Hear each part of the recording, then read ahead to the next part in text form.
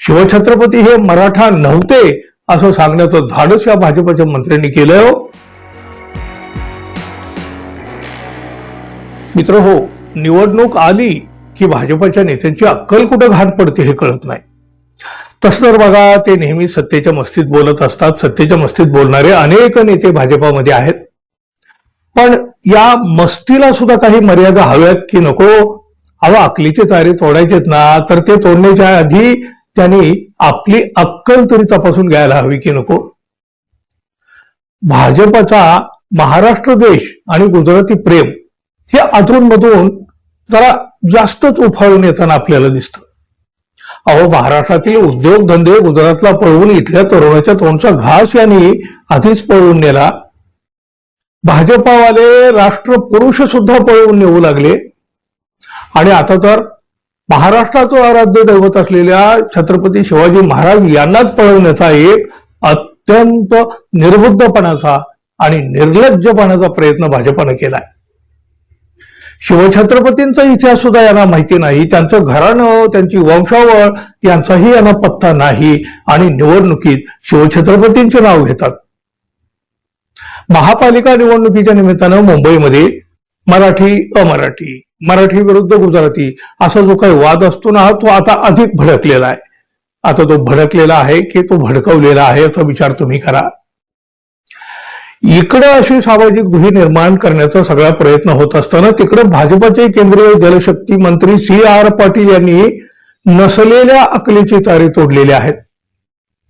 छत्रपती शिवाजी महाराज हे पाटीदार समाजाचे होते आणि त्याचा मला आनंद आहे अशी बडबडी या पाटील यांनी जाहीरपणे केली. हो मित्रांनो, ज्याला थोडीशी जरी अक्कल असेल किंवा ज्याच्याजवळ थोडीशी जरी लाज उरलेली असेल असा कुणी सुद्धा एवढ्या निर्बुद्धपणाचं विधान करणार नाही. आणि हे महाशय तर मोदी सरकारमधले केंद्रीय मंत्री आहेत. गुजरातच्या भाजपातले सुद्धा हे मोठे नेते आहेत. पण तरी सुद्धा मित्रांनो, हे मूळचे महाराष्ट्रातले आहेत हे CR पाटील हे लक्षात घेतलं पाहिजे. ज्याला शिवछत्रपतींचा इतिहास माहिती नसेल त्याला या महाराष्ट्राचं नातं सांगण्याचा तरी अधिकार आहे का? महाराष्ट्राचं आराध्य दैवत असलेल्या शिवछत्रपतींना ते गुजराती असल्याचं दाखवण्याचा प्रयत्न करीत आहेत. हा प्रयत्न जाणीवपूर्वक आहे हे सुद्धा तितकंचपणे उघडपणे दिसतं. मुंबई महापालिकेच्या निवडणुकीसाठी ही मुक्ताफळे उधळली गेली ना.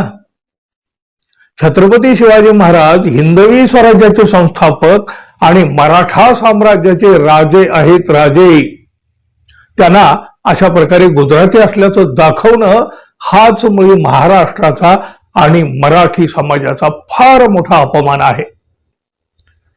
शिवछत्रपती हे मराठा नव्हते असं सांगण्याचं धाडस या भाजपच्या मंत्र्यांनी केलं. हे कुणी इतिहास संशोधक लागून गेले का?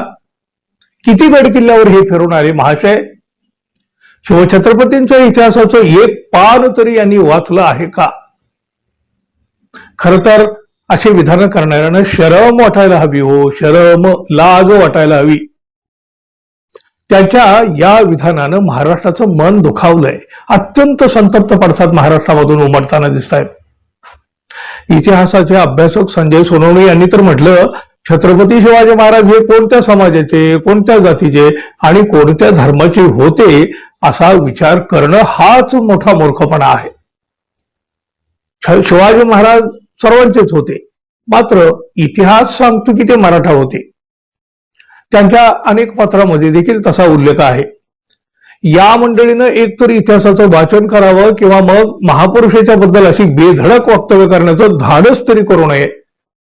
पण अशा निर्बुद्ध भाजपच्या नेत्यांना त्याचं काय पडलंय? हो, कोणाचा अपमान होऊ दे, कोणाच्या भावना दुखावू दे, शिवछत्रपतीचं दर्शन घेताना एक फोटो काढायचा आणि त्याची जाहिरातबाजी करायची आणि मग निवडणुकीत आम्हीच खरे शिवछत्रपतींचे वारसदार, भक्त असं सगळं काही म्हणत मिरवायचं. मतं मिळवायची, सत्तेत यायचं, बस. बाकी खऱ्या इतिहासाचं कोणाला काय पडलंय? हो मित्रांनो, भाजपच्या मंत्र्यांची ही मुक्ताफळ ऐकून तुमच्या मनात जो काही संताप आला असेल ना, तो संताप कमेंट मधून तुम्ही जरूर व्यक्त व्हा. मित्रांनो, जरूर तुमच्या मनातल्या भावना मांडा. धन्यवाद. पुन्हा भेटू. नमस्कार.